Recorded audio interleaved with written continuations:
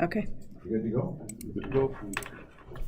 Good morning, everyone. I'd like to call to order the Finance and Administration Committee. May we have a roll call, please? Mr. Erickson? Here. Mr. Morris? Here. Mr. Beggs? Here. Mr. Walker? Here. Mr. Hardy? Here. I'd ask for a motion for approval of the meeting minutes from February 8th, 2024. Make that motion, Morse. Motion by Morris, second by Support. Mr. Beggs. All in favor, aye. Aye. Opposed, same. I'll ask, are there any changes to the agenda? Mr. Hardy, if you would please, on the item number 2024, District Court Magistrate wages, I'm going to declare a conflict of interest on that, and I do not think it would be proper for me to discuss that, no matter who is the magistrate, because I have a family member, a direct family member, who has hearings in front of that magistrate, and I'm going to declare a conflict of interest and not discuss it at all, or vote on it at the regular meeting. Yes, with that, I'd like to throw out to my fellow board members, the Council on Aging discussion. I do repair the council on, my company repairs the Council on Aging vehicles. We've done so for the last 15 years. Under free will agreement, there's no contract, but I would like to throw that out and ask my fellow board members if they feel that's a conflict of interest for me to discuss the topic. And I'll put myself through it. Mr. Erickson. I have the same sentiments that Tim does because I do also repair Council on Aging vehicles. I don't know if that would be a conflict, because We're just we're basically voting to allow that to go on to the election as a get approval for that. So, Just wanted everybody in the room to know that's, Mr. Walker, you Thinking in the past when these things have come up, the Council on the Aging is like any other business. They can take their business wherever they want to. And there's not any, as Mr. Beggs says, there's not any contract with them.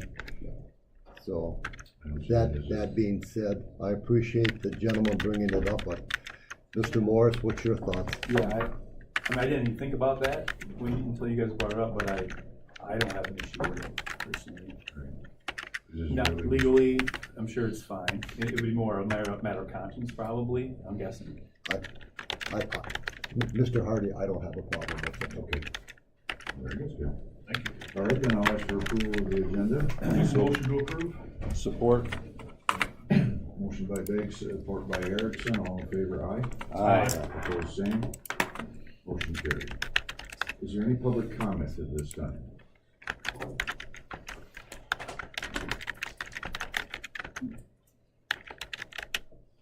Hearing none, I'll move on. Mr. Postal, business agent for FOPLC. Yes, sir. Good morning, Commissioners. Just a real quick, who I am. My name is Paul Postal. I am a business agent with the Fraternal Order of Police Labor Council. And I represent your staff officers, your two lieutenants, one in the Corrections Division and one in the Patrol Division. And what I've done is I sent a letter to the administrator, and I made a copy for all to see in the spirit of transparency.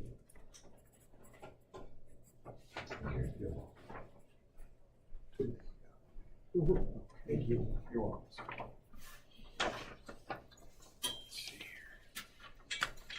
Thank you, sir. You're welcome.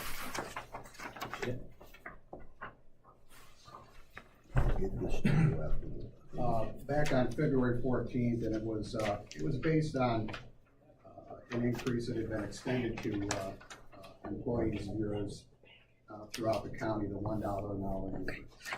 And respectfully requesting on behalf of the FOP and the two lieutenants, perhaps extending that additional $1 an hour increase to the lieutenants group. As you can see, the letter is dated February 14th to Mrs. Vaughn, and I attached an actual letter of understanding outlining exactly what would be agreed to. but it would be just $1 an hour increase for the 2 lieutenants. As I indicated, it would be, that would be it. And I know that the county has graciously and very decently extended that to other employees in the county, especially with the cost of living increases being what they are. But I wanted you to have that, to look at it, to view it. If you have any questions, it's kind of real simple. That's kind of what we're seeing. We're seeing across the state. I have 37 groups I represent, both public employee and law enforcement groups. And we're seeing municipalities come out and give something to the employees during this tough time that we're seeing regarding the cost of living. So I'm just simply asking for what the other employees have received. That's it. Pretty simple. Any questions, Mr. Erickson? Pretty simple. And this also, I see here in number 3 in the agreement that this shall not modify other terms or conditions of the agreement that were specified for them. That's correct. This will expire when their contract expires.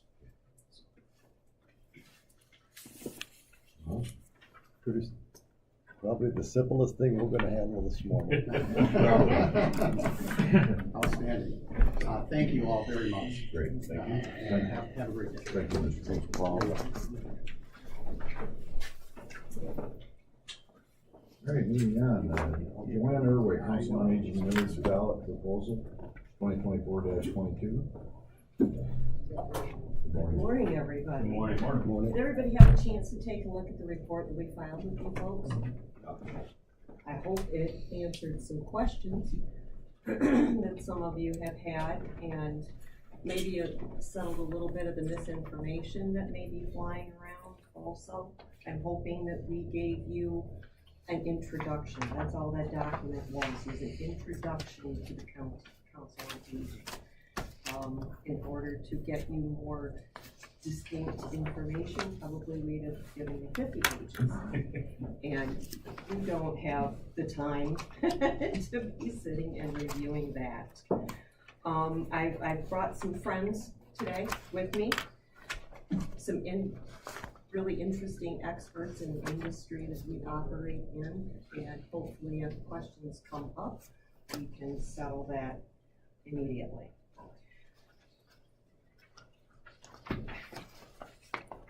As we prepared to come here today and we pulled together our report and went through that exercise of trying to carefully portray who we are and what we do on paper, one of my board members said that we don't have a fact problem, we have a perception problem with the Council on Aging. There's a perception out there that may not be born from information and fact, but just maybe by what people see. And that perception can be a very, very dangerous arena to walk into when we don't have good, solid information. Commissioner Morris, I'm going to pick on you a little bit here. You're my commissioner. Okay. And when it's time for you to come up for re-election, and if I send a letter to the paper and say, how would I vote for you? I don't know you. You're not doing anything for me. You come to the board meetings and you look at your papers and you vote and you leave. That's not true. It isn't true because I've seen you at meetings. I need to do my homework. I need to be sure that before I utter those words, that I've done my homework into just exactly how vested you are into the position that you hold. That's my responsibility.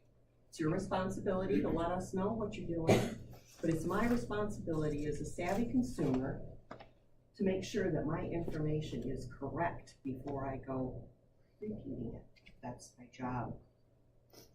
So to gain a good perception and a solid information base, we need to do our homework. Now, we've been around for 53 years. We have been here as one of your strongest resources in this county to the plight of our seniors. Housing, that's a big deal. It's a big deal. We've been looking at housing with relativity to the seniors for a long time, watching the trends, listening to the state, listening to the nation. Our Older Americans Act was just recently renewed by Congress on February 12th. Prior to that being done, there's a discussion that's opened.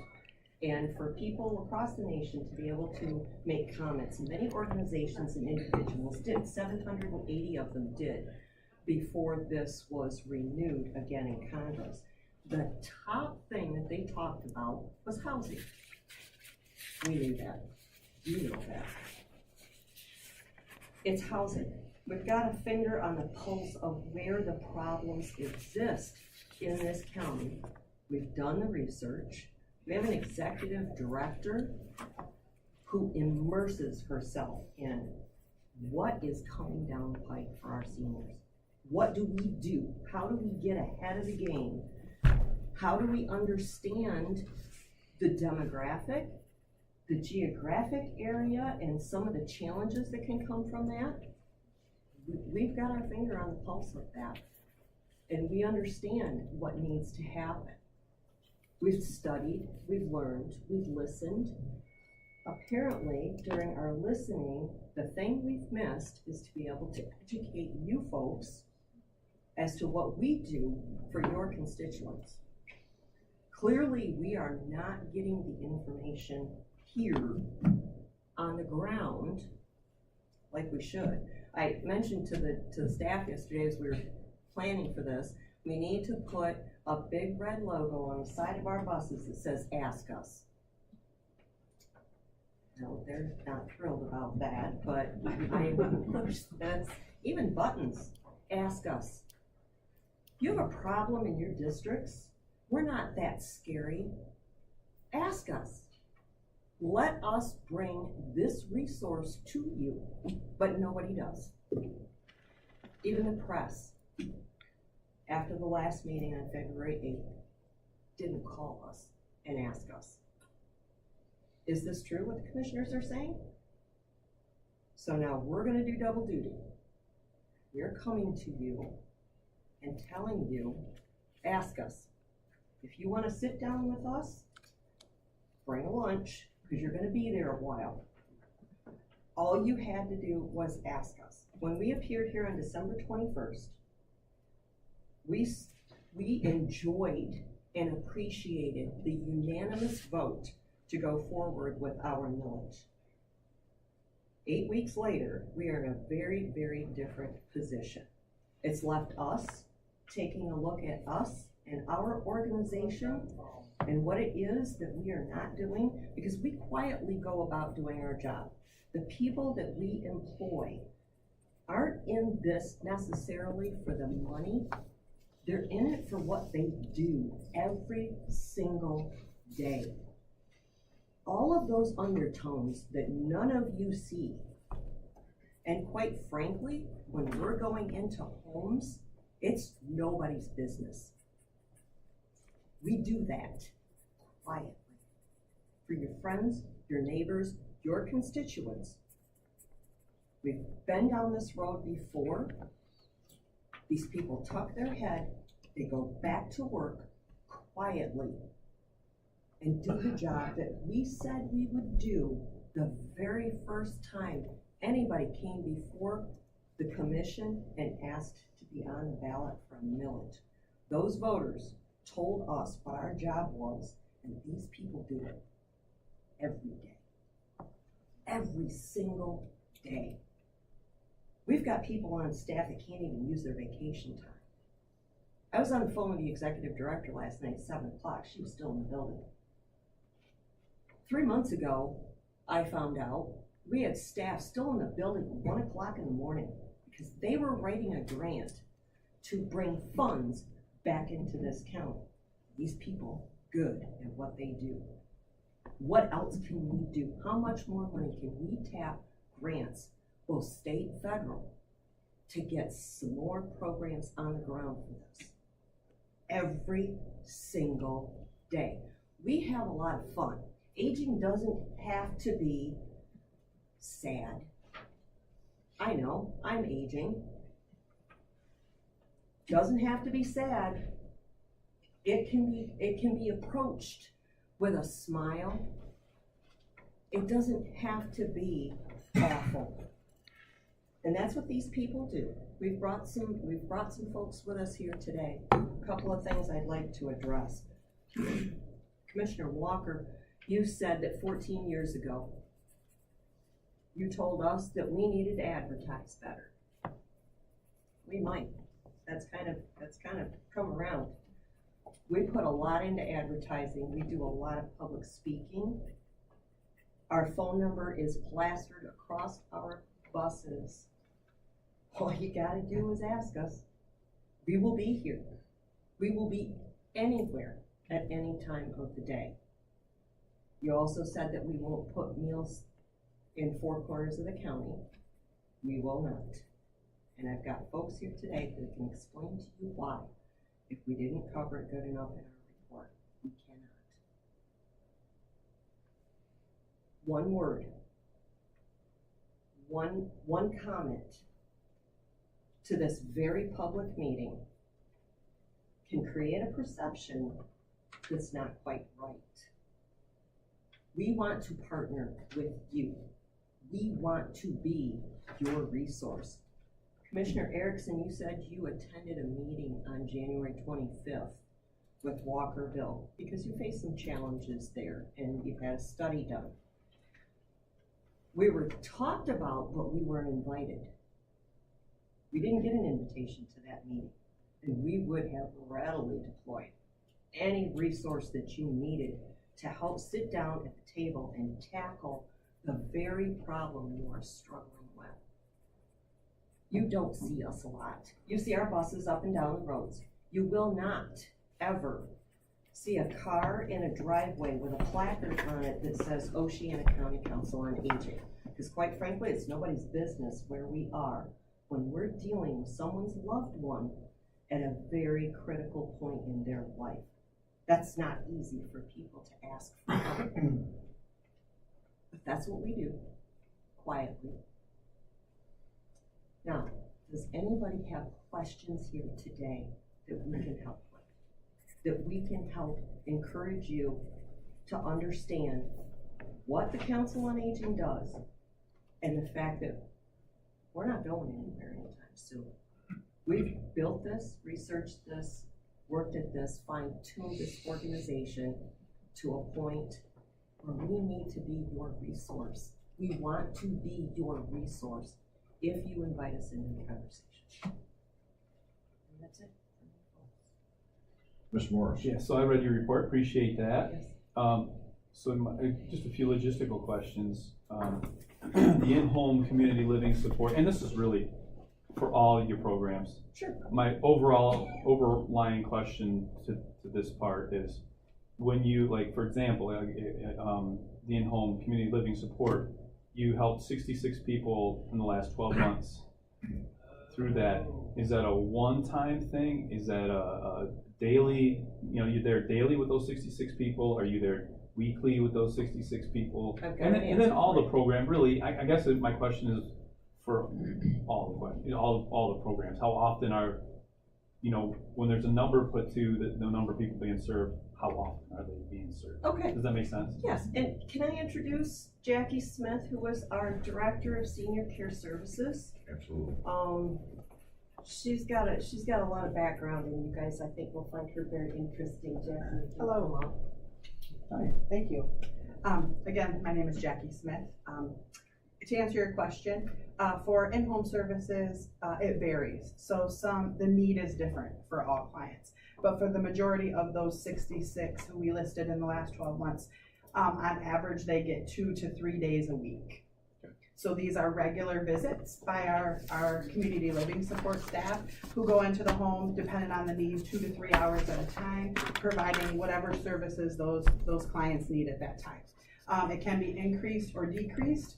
we prefer decrease because it means they're, you know, we're helping and things are getting better, but it's as needed as the family needs. So they can call me at any time and request an increase or decrease in hours, and we're happy to go out. Not only do they get services from a community living support specialist, I also visit at least once every 6 months after the initial assessment to reevaluate the situation and update the families.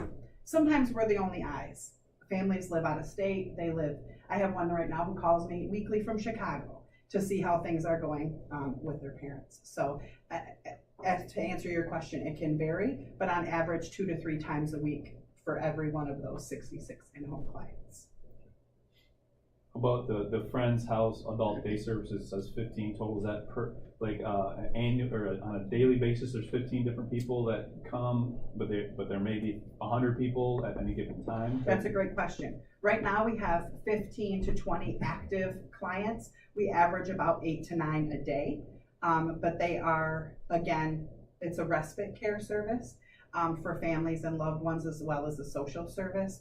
So we have clients who come 4 to 5 days a week. We also have clients who prefer only to come once or twice a week to get the socialization. It's very open to what their needs are. Okay.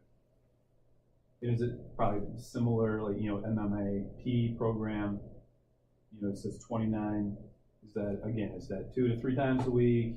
So we don't need to go through each specific That's fine. one. So for the Michigan Medicaid and Medicare program, that's fairly new at the council. So I established that program coming in. A little background, I've been with the council about 9 months. I have 20 plus years in senior care experience. And so that was one of the programs that I brought, as Oceana County has no resource for Medicare and Medicaid counseling in the county whatsoever. So I reached out to our partners at Senior Resources in Muskegon County and began that program here. So what happens is we're getting the word out greatly, along with their assistants, to assist the County of Oceana with any of their Medicaid and Medicare needs. So they call, we have something right now as we're building called Medicare Monday. So our Mondays are open to clients to come in and discuss any of their Medicare, Medicaid needs. So those clients are the ones that we have assisted with actual enrollments, assistance into each program. That doesn't include people who just call with questions or concerns, and they can call 9 to 5 Monday through Friday and ask me any question that they want, and I will get that answer for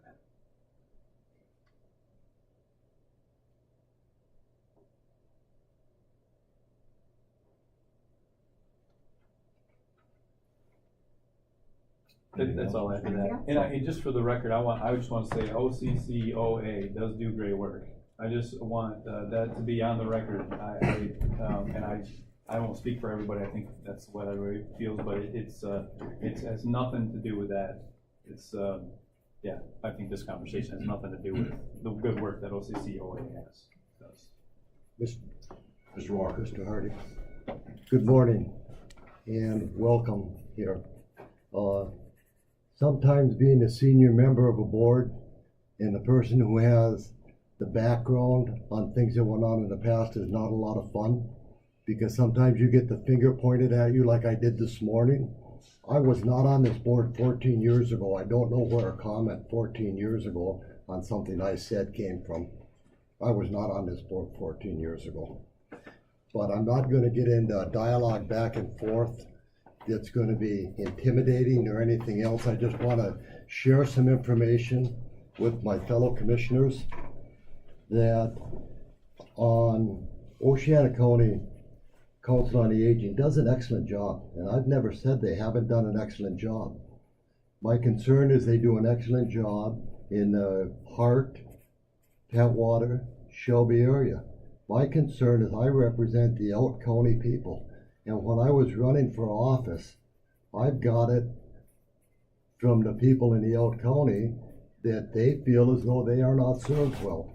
I spent 5 years on the Pentwater Police Department when the Friendship Center was there, and I was continuously told, why can't we get a little help from the millage?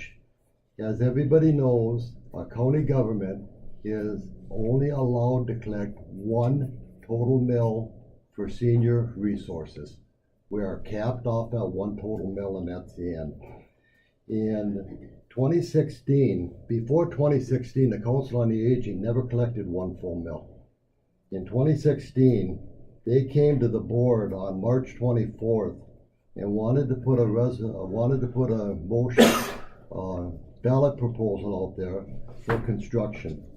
And it was moved by Mrs. Colby, supported by Mr. Vile on January 28th of 2016 to put 0.25 mils, 1/4 of a mil, on the ballot for construction. That had a 2-year sunset. That went from 2017 and 2018, and I can read the ballot language to you, but the motion I will read from the thing. Moved by Mrs. Colby, seconded by Mr. Vile to amend the motion of January 28th, allowing the Oceana County on the Aging to prepare the necessary ballot language for the August primary election, asking the voters to approve a 0.8 levy on capital campaign, said amended to approve. That was the original, amended to a 2-year 0.25 mil to acquire and construct improved facilities. And you have, it's a beautiful facility. That sunsetted after 2 years. In 2018, after that 2 years, the ballot language I have in front of me, when the Oceana County Council on the Aging came back, they asked for a complete 1 mil. Now, I will qualify that. It gets rolled back because of Headley, and we all know it isn't a total 1 mil. It rolled back a few tenths of a percent. So it went to 1 mil for the first time for operating costs at all in 2018. That was a fact that came down.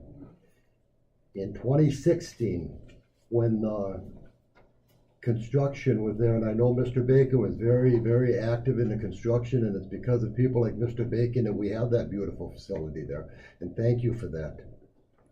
But in 2016, I sat down with the chair and the vice chair from the Council on the Aging, and I knew both of the gentlemen. I had worked with both of the gentlemen, and I said, in order for me to support this increased 1/4 of a mil, I need some type of assurance from you that you will reach out and try to do more in the Out County area. And the two gentlemen said, we can't do that. We've got all we've got to do right in the heart area. Fact. 43 years as a police officer, I've never once been told that I'm a liar. I sat down with those two gentlemen. They're very God bless the one who has passed away. They're very distinguished gentlemen. They put their heart and soul into it. And that is why in 2016 I voted against that resolution. I'm out in the community all the time, and I understand all of the things that you put forward and told us. And Council on the Aging does an excellent job, but there is more that can be done. And we can't collect more millage to help anybody else to do it.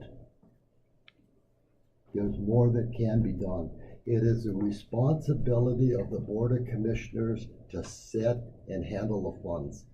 And I'm going to tell you that I was remiss until I just read an opinion from some attorneys just this week. I was remiss for all the years that I spent on the board. We should not have been doing this with the Council on the Aging or any other group without a contract. That contract for services to get millage money from the taxpayers, we should have a contract saying what that money is going to be used for and how it's going to be spent and what type of reporting system. And we need to work towards that. Anybody in the legal field or anybody that runs a business will say you need to have goals and standards, and it needs to be both of us to work forward to set up a contract, not throw stones back and forth. We need to work out some fine details together. But at the same time, we have an emerging system in Oceana County now. We have more people who are coming forward and providing adult senior services, and they're providing them. Ferry Township is providing them on their own, and they can't afford to do it anymore. They're providing meals and stuff. So I realize how good Oceana County Council on the Aging is. But we're at the point to lock down this one mill for 10 years, shuts the door on everybody else. And if anybody else gets involved with that money from the one mill, they're gonna have to have a contract with the board as long as I'm here also, stating what they're going to do and how they're going to do it and the reporting systems on it. We need to close some loopholes, but I just signed the agreement with the Department of Transportation for the busing. $1.6 million, Tracy, was that close to what that is with the Department of Transportation? Yes, how much was it? That is not what you signed, if I may correct you, sir. You signed for the specialized services part of the contract. The application that we applied for the grant for the 1.6 million is separate from what you signed for. I signed for another one about 3 months ago. Yes, you did, and that was for the operating that we get from MDOT for $47,871 to provide services for the year, which covers doesn't even cover 1 quarter. Who signed for the $1.6 million? That's with us and MDOT. That's a direct Yes, reimbursement. that's direct grant. So the bottom line is, there is $1.6 million that's coming in for transportation. It isn't coming in for transportation, it is coming in for equipment. And that is not guaranteed, that's just what we wrote the grant for. If you understand how public notices work, anything you request, you have to put it out in a public notice so that everybody knows that you're asking for money to come into the organization from a federal or state Mr. agency. Hardy? Yes. I would rather one person speak at a time and we keep our proper decorum here. Okay. If somebody has a comment and wants to rebuke me, I'd rather they do it under proper decorum.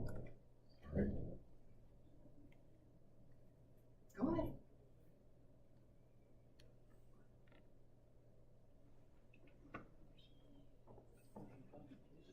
And there will be another time for public comment. We have to hold some type of order here. You're a great organization. You're a great organization. And all I'm saying is, we need to evolve a little bit, and we need to share a little bit of that millage. And I don't wanna take $100,000 or $200,000. But there are several places that $10,000 of that millage, if it's approved by the board with a contract, is a lifesaver for those people. And they can provide a direct service for that, for a small amount of money. And we need to have the door open, so during the next 10 years, when I'm not here, and there probably none of these board members will be here, 10 years from now, 9 years from now, if something worthwhile comes forward, that the opportunity is there. You know, if we do a 10-year millage, so a few things need to happen. And I'm in favor of the millage, but I'm not in favor of the millage just going to one place without the opportunity that a little bit of it can't go to someplace else. I'm not here to take it all away. That's never been my intention. All my intention is that other organizations have the opportunity to provide something. And we have some legal requirements that we have to do in order for that to happen. But the bottom line is, that sits at this table. Taxpayer money sit at this table. And we all need to work together to provide something equitable for everybody. Mr. Hardy, thank you. Could I address the board? During public comment, so. Okay. Yeah. Yes, Ms. Irway, to address what was said, I've been involved with the Council on Aging all my life. Dorothy Camelot held me as a child. Related to the Blackmer family, Dick Walsworth is one of my heroes. Gary Brink is another one of my heroes. Brad Youngstrom I've known since he was a baby. Been involved in this all these years. The Walkerville deep dive that we did out there where this all came to light again, in representing the 5 poorest townships, the 5 most geographically difficult townships for services, I do hear that a lot. And at that deep dive, you should have been there. I took your role at that table. And if you remember, we covered it very well in the Echo. We covered it before, we covered it after. There should have been somebody there if they read their paper, but there was no one there at that deep dive. In Walkerville that night, when we had this conversation, we broke up into tables. There were over 50 people there. All we have at this point in time in Leavitt and Walkerville is the church, of which is a faith-based organization that could potentially be a hub for transportation to and from Hart on a weekly or a bi-weekly basis. We could get the services there. I've also, through my family, had the meals delivered to a home in Elbridge. So I'm very familiar with the meal issue. And I did have a wonderful conversation yesterday with Stephanie Moore. Yes, you did. Thank you for visiting.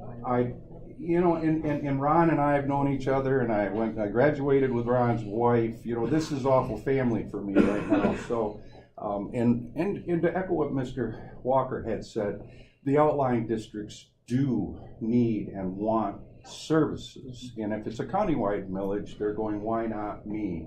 I heard the same thing in Newfield, and I know we were doing meals in Newfield, and I understand now with the kitchen issues and the meal issue, it's not what it had been, and I don't think our board knows all of that. So we may not have been educated properly in the beginning, and the way it was presented in the language was kind of like a rollover and of the ballot language of the millage request. It was kind of like a rollover, another 10 years at another mill.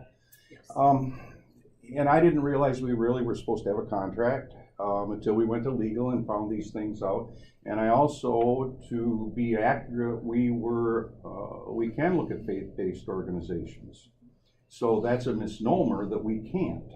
That was said earlier. So I think today, at this juncture, we all know a lot more about what's on the table. I think that some of the people that weren't here 10 years, 5 years ago might know better the services that are rendered through the Council on Aging, and I'd like to see those expanded countywide to facilitate those dollars that come from these outlying districts that come into Hart.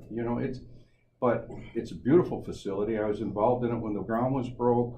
The Berink family, like I said, Dick Walsworth, Bob Blackmer, family and friends forever. And it's a magnificent facility. It's beautiful. I've used it. We'll use it again. But maybe we can work on these outlying entities. Hopefully we'll be able to find a way for better services in Hesperia and Grant. I know you're delivering meals in Greenwood. Most people didn't know it, but Claybanks is another part. And I see Lynette here, and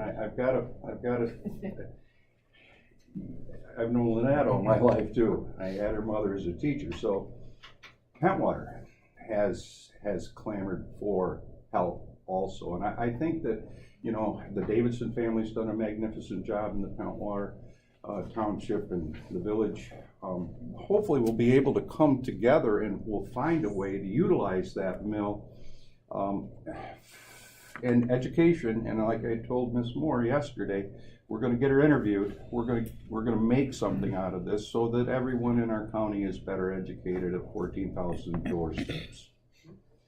So I don't think anyone at this table is out for anything other than what's best for the citizens of Oceana County and a distributed millage throughout all 16 townships. But you've seen what the Beckman family did in Shelby. It's just amazing. When I was in there the other night, and I thought, oh my gosh, I used to deliver parts there when it was Fox's Garage.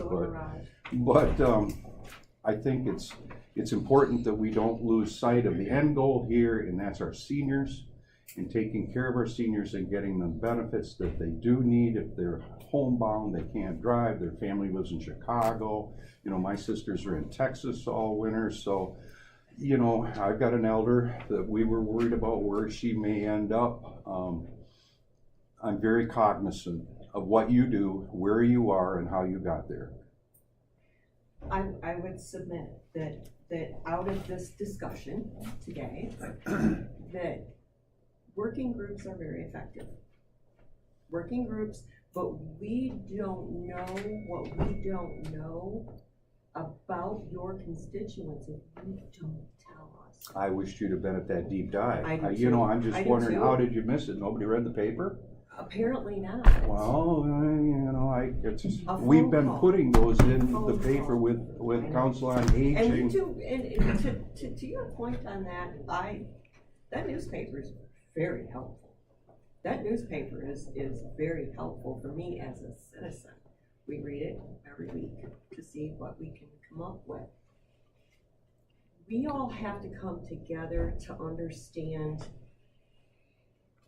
if this commission, Commissioner Walker, would invite us to have a working group and find out where are those hot spots?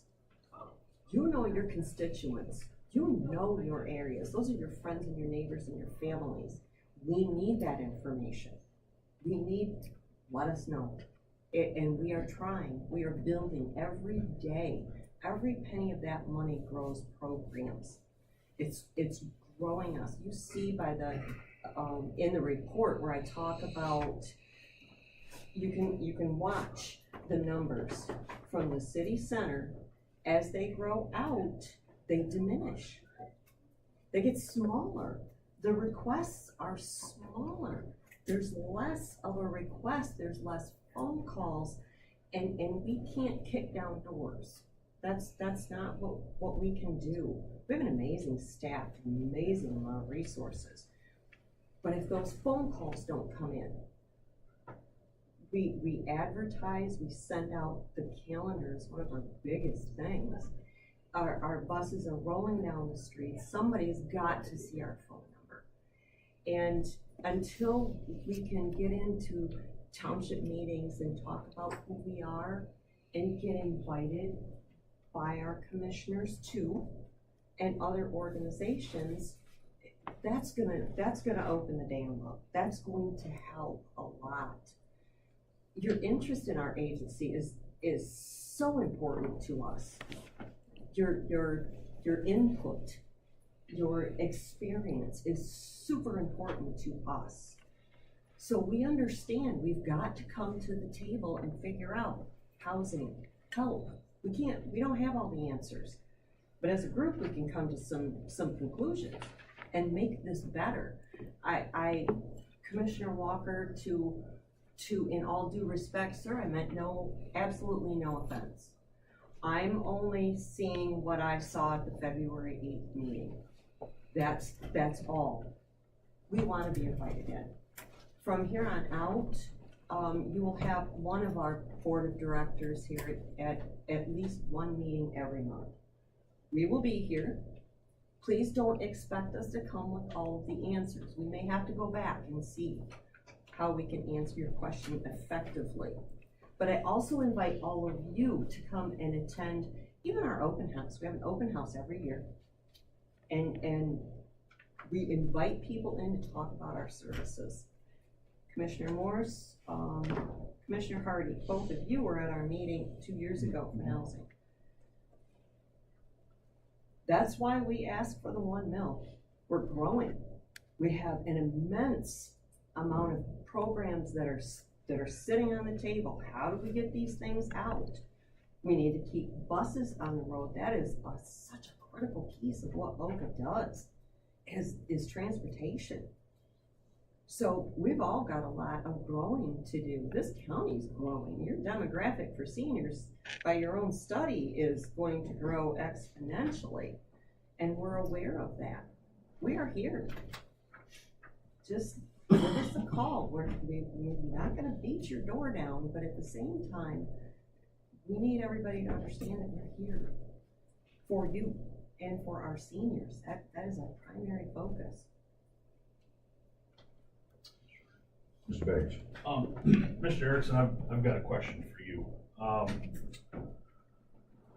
In in the Crystal Valley Dam discussion, if somebody comes to you and says, why are you expecting the taxpayers to fix that dam when it only benefits the people of Crystal Township? What's your answer?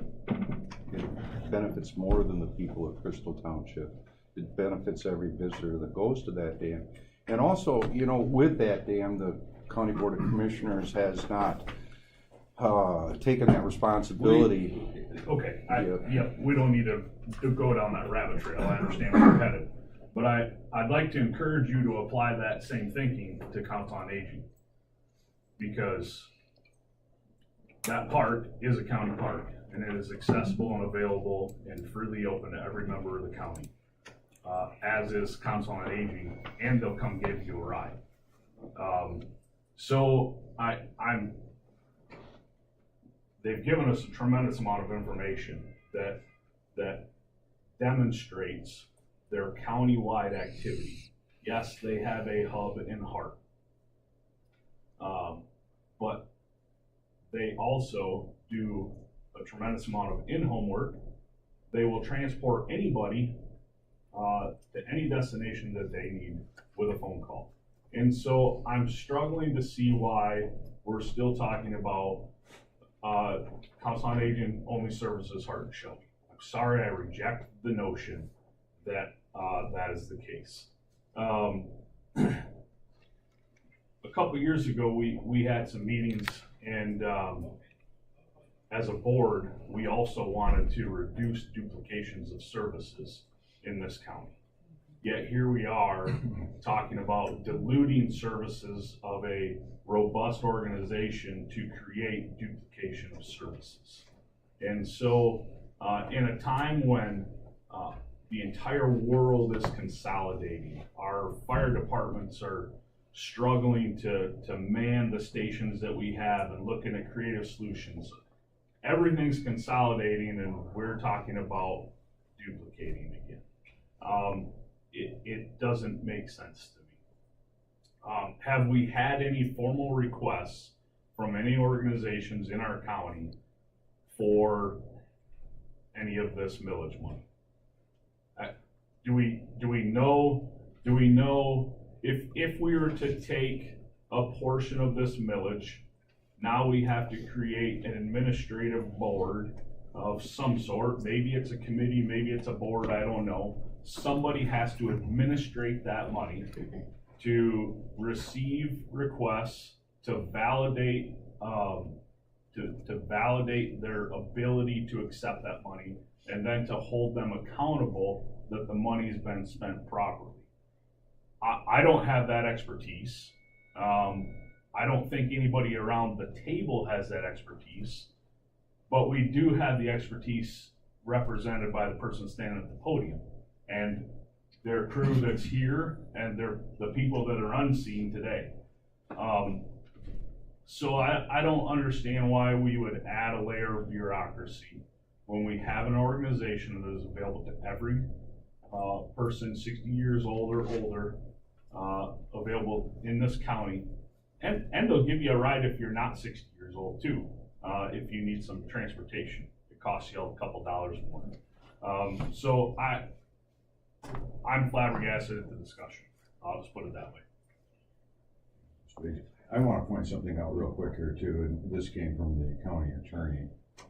If we decided to do some type of the proposed new millage, this would not be a renewal, but rather, and this is and I'll read the proposed new millage would not be a renewal, but rather a new millage, i.e. an increase at the rate of 1 mil. The voters have approved the new millage proposed for senior services that does not specify a recipient of the funds. And then the county will be free to allocate that. My concern there is that, having voted before, schools, whatever, typically if it's a renewal, it goes through. But if you introduce a new senior millage, that may be a different story. And I don't want to hurt the Council on Aging. I think they do a fantastic job. They're pretty well respected throughout the state.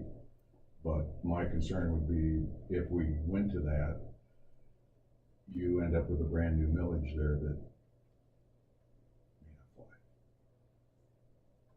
fly. Mr. Hardy, Mr. Walker. two things. Number one, if we introduced a brand new millage to people in the Yout County, and let me answer Mr. Begg's question first. One question about how many have asked. The Yout County areas that provide services have not asked because they know that they can't get any of that millage. It all has to go to the Council on the Aging. That's why they have not come to us and asked. I've had a lot of them come to me. I would not want to go down to Greenwood or Otter Township and make some of the statements that were made here today, because I go to those meetings and I know how they feel. But Mr. Hardy, the other side of the plate on that is, if it is not restricted only to the Council on the Aging, and it would be a new millage or a new request, then you will have the support of all of the people in the Yout County areas that you're not getting now. Well, no, I'm just more worried the fact that I think typically the people might think that is a tax increase because it's new and not a renewal, which they're already paying. I'm just saying that a lot of times new millages don't fly. Yeah. Sorry, go ahead. No. I just wanted to point out that he did say that if the county intends to approve the Council on Aging ballot language as it was presented, a renewal and restoration of up to 1 mil for 10 years, restricted to funding operations and providing services through the Council on Aging. He recommends revising the title to say renewal and restoration. That's in that email. Yeah. So the title would actually be renewal and restoration, not just millage renewal. And the restoration would be the point Yes, for the headline. 0162 Correct. for the headline. Mr. Hardy. Mr. Morris. So, I just wanna lay something out there it's just a reality for all of us. It is accessible to all residents, but proximity does matter. Convenience, it's a convenience thing, and it does matter. And it does impact utilization. I mean, for example, if the Council on Aging was in Hesperia, there'd probably be people in the Hart area that would complain about, getting to, or wouldn't utilize the Council on Aging in Hesperia. But that being said, that's not your fault. You have to, their building has to go somewhere, okay? So that's not your fault. And you guys have advertised. Maybe you could do even more, but it sure seems like you definitely, put in efforts to that. So I just want to lay that out there. Also, the overall goal of this millage is it's not to support OCCOA, it's to support seniors, right? And so, however, I think OCCOA does a great job at that. I will say, if there are other local community organizations, whatever, I would like to see a relationship with them, so that, and I think that's what Mr. Walker's saying, and I think that's what they're getting at, is that there's a relationship there with them that reach out to, and they may not want to, it has to be reciprocal, right? It has to be two-way street. But because that's the whole goal of this whole millage. It's for seniors, not just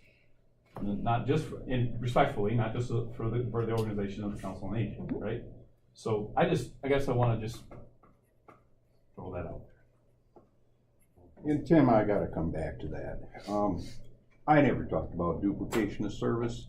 And when I worked at the banks, there was a central office that managed the branches. And if they were able to facilitate through a management, that would be wonderful if we had those relationships that Phil just brought up. But also, back to what Bob had said, if Lynette wanted a participation in some of these funds, I don't think she needs the Council on Aging looking over her shoulder in Pentwater.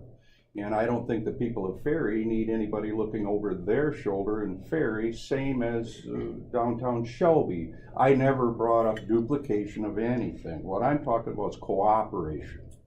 That's what I'm talking about. Where you have a branch manager meeting where the vice president sits in there and every now and then the president comes in and puts his foot down.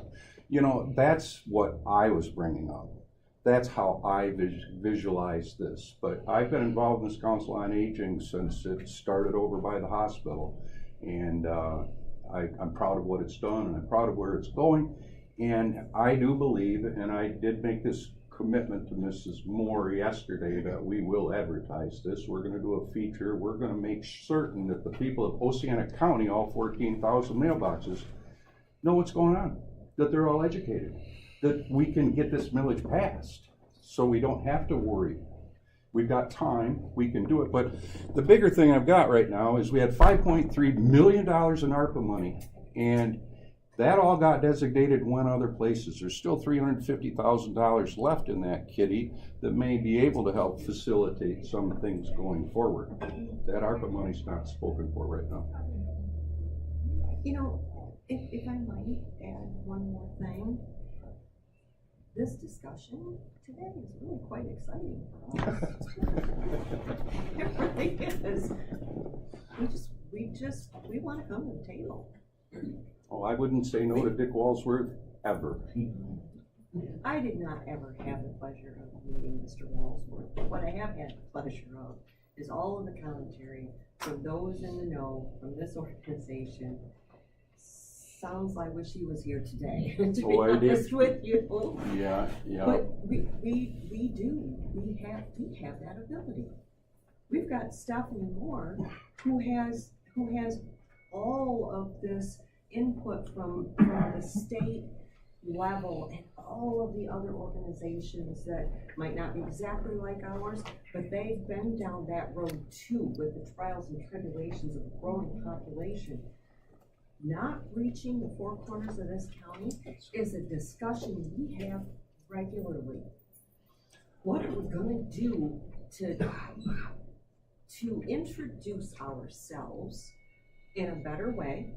We need to figure that out too. How do we do that? Because I can't go to your grandfather's house and beat on the door and say, hi, we're open, we're here to help. Doesn't get received very well, so help us. We've got all of this opportunity here with our organization, other organizations in this county that I am familiar with, some I'm not, and all of you to come together to find a solution to this problem. It is a problem. And we're not saying it's not a problem by any stretch of the imagination, but you can see by our numbers, we haven't been real successful in reining people in. How do you do that? For one thing, we get invited to the table, and we'll take your invitation at a moment's notice. Help us help them. But we can't do it. The programs that we have rolling right now and the ideas, and Jackie Smith, you had the opportunity to hear from her. Bringing her on board has been a whirlwind for our organization. She comes with a wealth of knowledge, and she had no problem coming in and saying, you guys aren't doing this, and I know how to do it. You're falling short over here. So she hires more staff to bring these amazing people into the homes to do that heavy hands-on work. Hires more staff. I walk in one day and she said, we've cleared the wait list. We cleared the wait list. That was her goal, is to clear that wait list. Walk in a week later and she said, wait list is back. Now we need more people. So we're tweaking our operation. As far as our budget goes, I, as treasurer of the board, would welcome anybody, any of you, to sit down with us and our finance director and take a look at our numbers and how we're spending your taxpayers' dollars. We're an open book. We have audits. Our auditor came in, our auditor spoke at our board of directors meeting a few months ago and said, wow, if I could give you stars for how you people are handling this money, I would. come on in. We are available to you on your time frame. I have an executive director that can walk you up and down situations with her knowledge and will. We will come and talk with you. We will do a one-on-one, we'll do a board meeting. We don't care. We'll be here.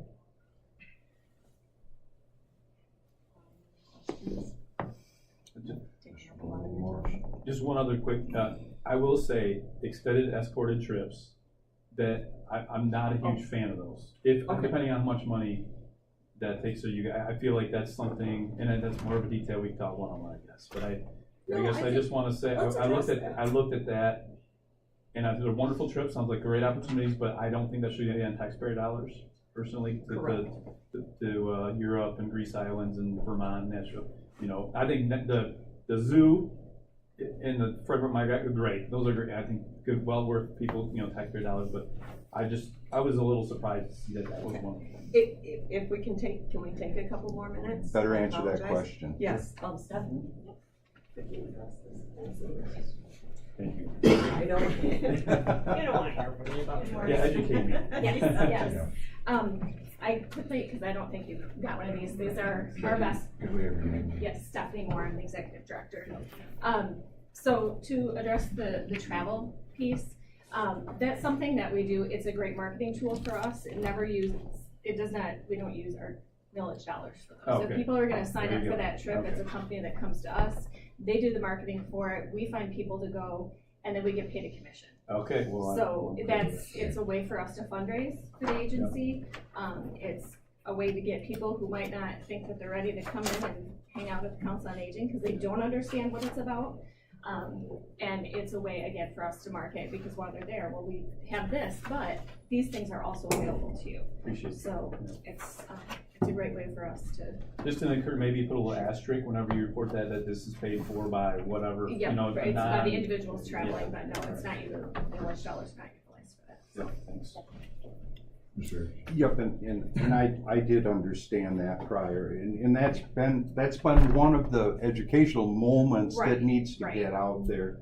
And I wanted to point out, Emma's in the corner of the room, and she's the Levittown Board Supervisor, and I've known Emma a long time. And I'm sorry, Emma, we didn't have that representation that night out in Walkerville. We could have brought it forward, but Emma with Walkerville Thrives, Deanna, there is an organization, Downtown Walkerville, that serves Levitt and it serves Colfax.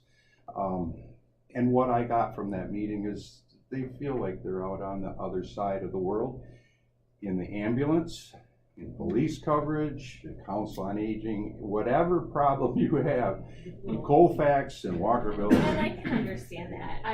Coming from having a parent who lives in Muskegon County, they often feel that way too, because they're just 3 miles south of the Oceana County line, but 20 minutes north of Muskegon. So, to get transportation in Muskegon County, you have to live in Muskegon proper. So for us, again, to have that transportation opportunity for Oceana County, to be able to go door to door and provide that and never turn anybody away because it might be more expensive for them coming from an outlying area, we have resources to help that. That's where the millage dollars come in. It's also our partnership with Disability Network comes in. So we can get people wherever they want to go. And it's not always to just us. If they want to go to, they have to go to the doctor, they have to go to a grocery store, they want to go visit a friend. They want to stay in Walkerville and go from their home to the church that's having a luncheon. That is certainly an opportunity provided by our transportation service. And again, our outreach, we're always looking for ways to do it. We're always looking, but also having that staff and or volunteer availability. In the last year, we've had 3 new administrators join our administrative team. I've been there 23 years, so probably other than you, have the most knowledge of the Council on Aging and the ins and outs of its working. So, what we've done and the way we've grown in my 23 years is amazing. And during public comment, I have someone from Age Well Services also. She's a board member for the Michigan Directors of Services the Aging, which I'm also a member of. And I'm also an executive member of the board for the Michigan Association of Senior Centers. So having that wealth of knowledge and knowing how to get out, but this is, again, not just an Oceana County issue, this is an issue everywhere. And we're working together to try to solve those. One of the ways that we did it, in 2011, I dug this out yesterday, I found it going through my stuff, was the very first calendar we did, because it was the best way for us to market what we're doing, other than getting it in the paper. The Great Lake Beacon would run all of our stuff every week for years, and then add extra. I think we had it in once a month, typically in the Journal. They would run it sometimes twice a month if they had space, but the Beacon was really good and helping us cover that southern end of the county. So we came up with the idea to do the calendar. It's our 14th year doing it. It started at age 60, and we've now dropped it down to age 50, because we want to capture those people that are the up and coming, me included, seniors, but also that might have parents or other family members or neighbors or friends that can utilize these services because they do hit that 60-year-old threshold. We don't have a limit for you to come in and eat lunch. You don't have to be 60 years old. Most of our programs, you can come if you're under 60 years old, so that solves the problem if you might have a spouse that's younger or you're coming with a parent. So there's certain things as far as our volunteer driving and our in-home services that there are certain requirements we have to meet, and those aren't our rules. Those are rules that are handed down to us by our other funding sources or the state or even the Older Americans Act. So we work within and try to stretch those parameters as much as we can, but sometimes we also have rules bestowed upon us outside of our control. And so that limits us to what we're able to do as well. So we continue to try to do these things and meet people where they're at as much as we can, but sometimes it's just keeping our head above water and keeping these programs. Like I said, you know, Jackie and her 9 months here, we're on our 4th waiting list. But then also we try to never have one. It's a good and bad thing, right? We see that there's a need for us, but there's also financial limitations to what we're able to do. You know, we have a budget that we have to work within, and to say, oh, we'll just hire somebody new, well, that's not always an option. And a lot of people that receive our services might not be able to pay if you have a private caregiver come in, you're looking at $30 to $35 an hour. I think our top rate is $16 an hour, and it goes down from there. That has to cover the staff time, the mileage, the cost of care. All of those things go into this, so they're never taken lightly, and we don't increase any of our either suggested donations or the cost or some of our fees for service lightly. I think in the 22 years we've done the meal program the way that we've done it, it's been a total increase of the suggested donation of $3. So, and again, that's also on a sliding scale, and we don't require people to hand over their, taxes or anything like that. It's just give us your income if there's, if you fall within these guidelines. We also, for volunteer driving, again, different rules, and Chris can speak to that as far as Muskegon County goes, but we'll take out-of-county medical appointments, but it doesn't matter what your income is, what your, I know for age, well, they're limited. Do you have to be at 150% of poverty level? We don't have that stipulation. And you have to, for them, their rule is you have to stay in Muskegon County. We have people going to Ann Arbor. There's a huge issue in Oceana County with the lack of dialysis. We could run dialysis as a full-time job for 8 people. And right now we have 7 volunteer drivers available, but that's on average 3 days a week. That's a 3-hour appointment, and that doesn't count your time to and from those places. And they're heading to Ludington, Fremont, and Muskegon. If it was in Oceana County, they'd be able to utilize buses. It would make it a lot easier so those are the challenges. Those are the things that we're really focused on. I love the opportunity to go out and speak, obviously, about what I'm super passionate about doing, but we can't be in every place every time. And how amazing is it that in Oceana County, we have a place where people can come, they have a way to get there, because oftentimes transportation is the biggest limitation for organizations like ours. And now we're seeing housing, both senior, income-based and non-income-based. I see people, this has been an issue for my 23 years here, that I've seen people move out of the county because they don't have a place to downsize to. And we see it time and time again where it becomes a safety issue because they choose to stay in their home because they want to stay in Oceana County and age in place.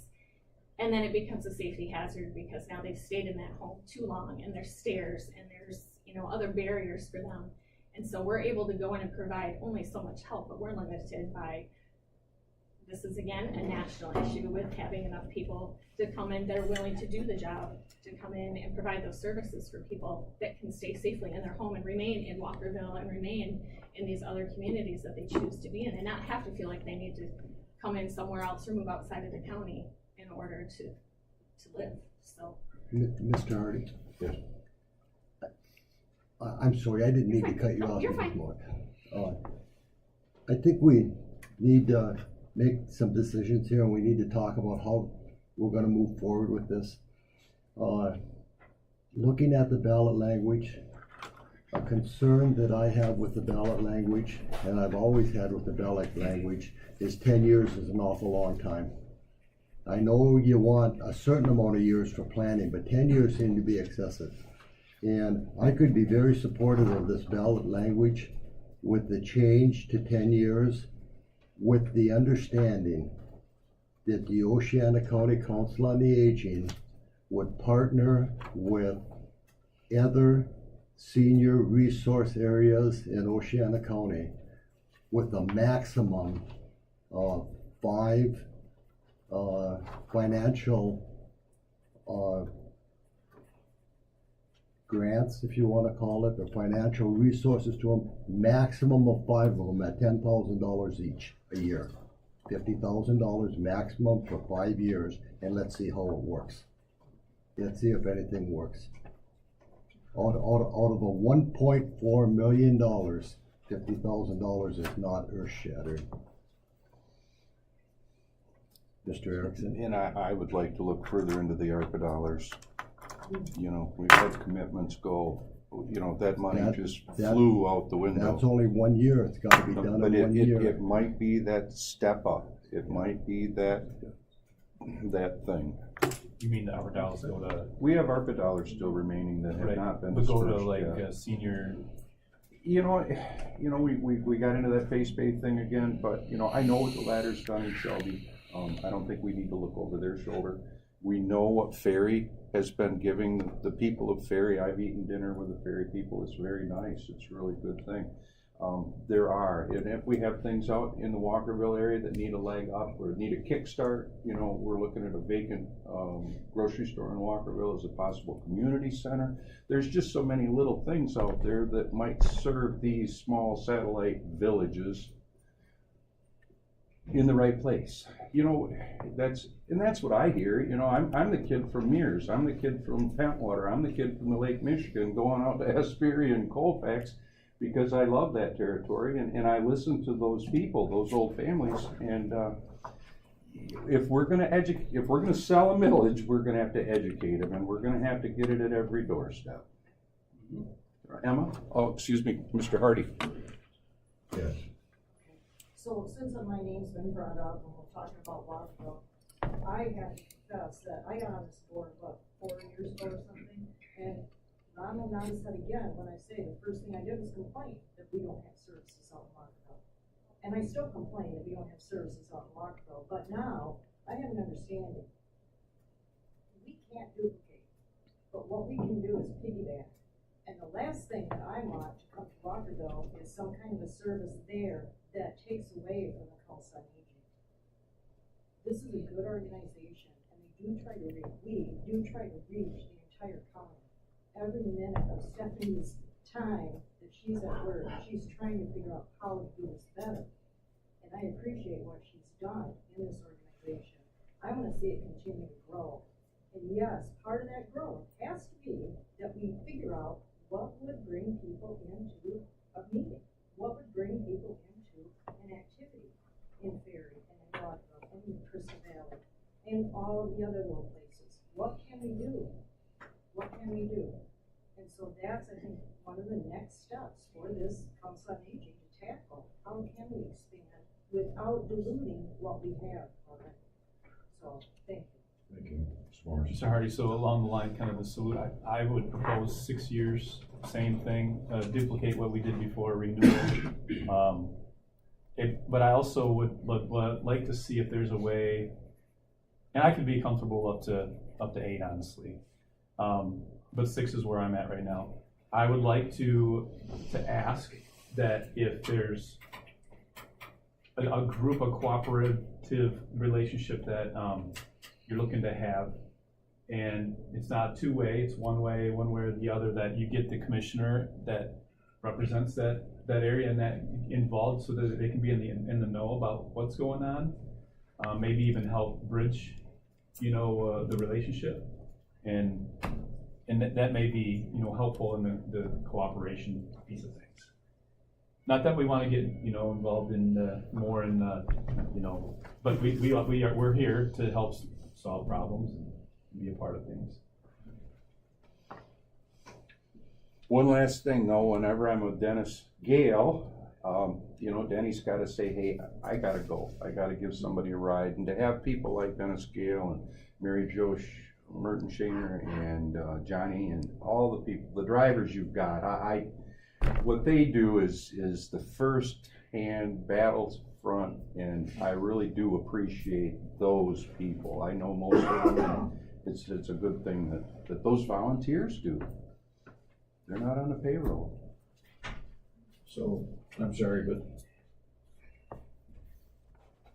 I guess the renewal itself, we talked, and I think I kind of feel the same way, that 10 years might be a little excessive, somewhere between 6 and 8 years. Might be a little bit better.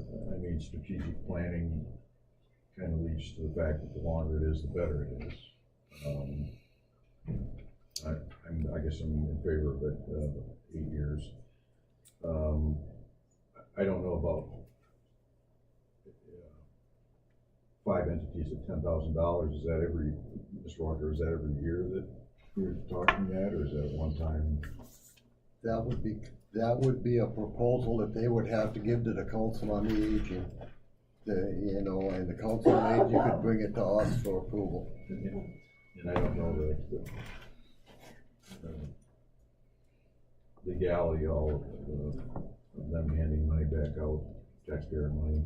Well, we can say wherever the money goes, Mr. Hardy. Well, no, I understand, but then that falls back into this becomes a new millage, not a renewal millage, which if the voters understand that, I'm just a little concerned again, like I said before, that the new millage itself may not have an opportunity to pass, which scares me even more. The additional with the Headley, the .0162, roughly works out with the numbers I was given to be just a hair under $24,000 a year. Would anybody consider the option, and again, I know Council on Aging would, but just asking for the .9838 and still allowing the .0162 that could be acquired if someone else wants to do a millage with that? Which then it would, rather than be a renewal and restoration, it would be just a straight up renewal. If it's the 1 mil, it's a renewal? If it's a 1 mil, my understanding from our attorney was that it's a renewal and restore. Restoration. Right. The restoration portion of it. If it's a .9838, it's truly just a renewal. But I guess what I'm saying is that doesn't eat up all 1%, 1 mil. That leaves the balance of it sitting there that, again, is roughly, let's say, just under $24,000. How do we, I'm still trying to wrap my head around how, if we take a portion of this money and we set it aside to be used for other organizations.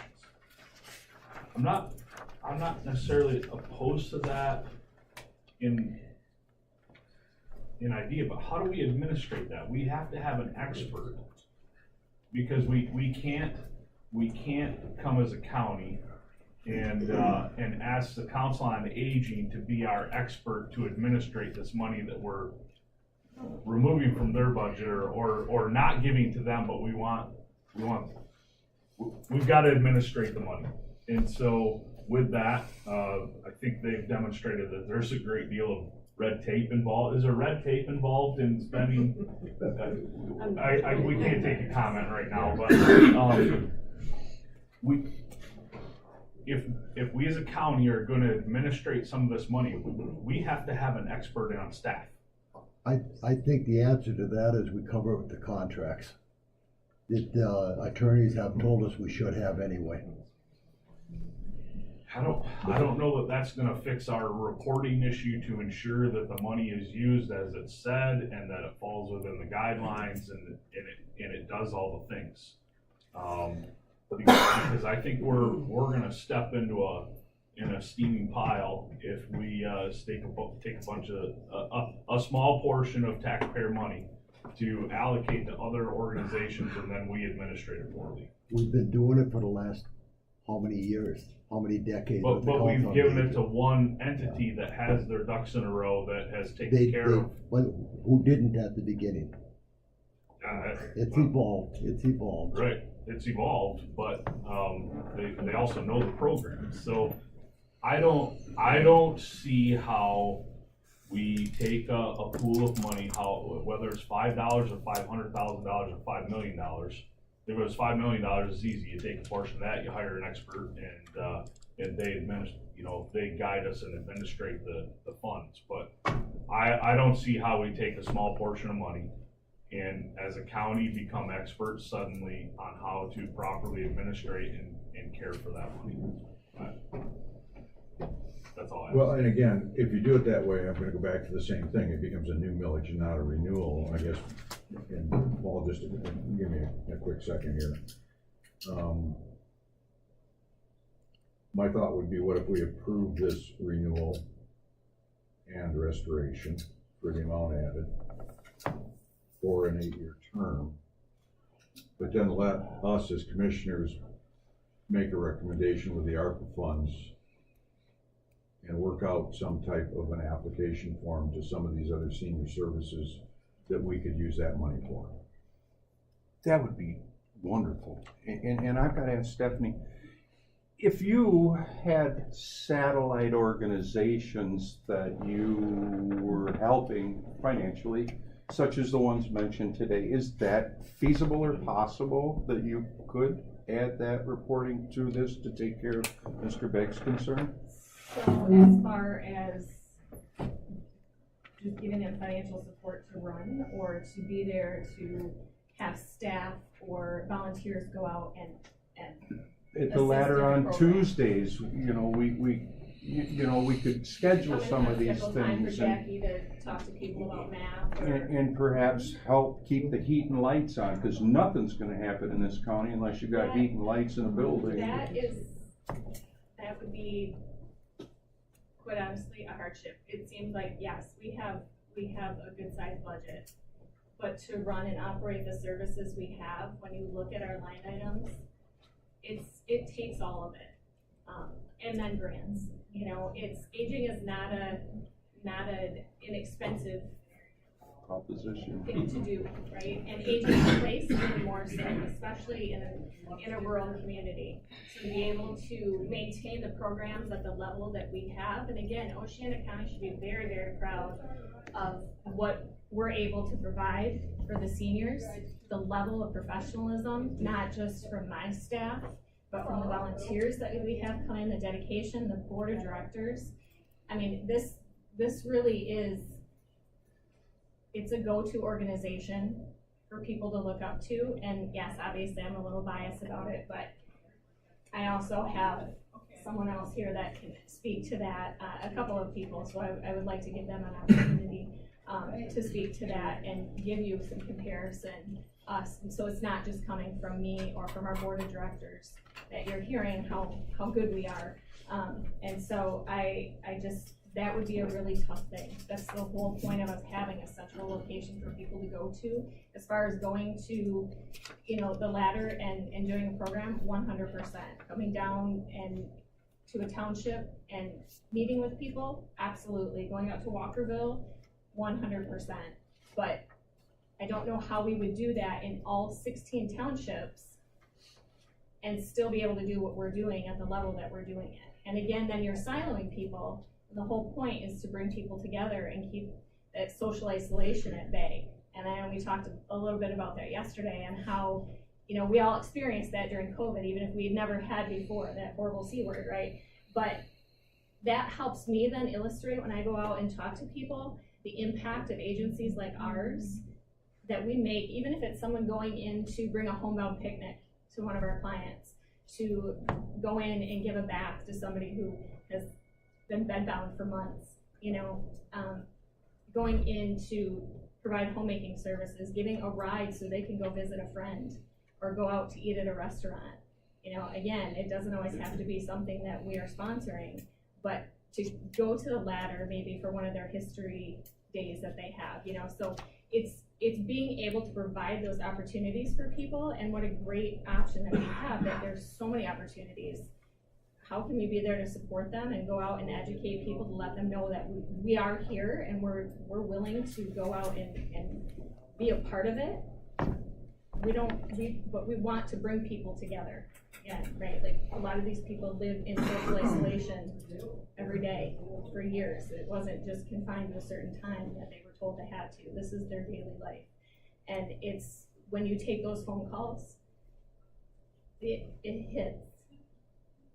So those are the things. It's the not being able, because we've had a few that have been, they've been really, really bad.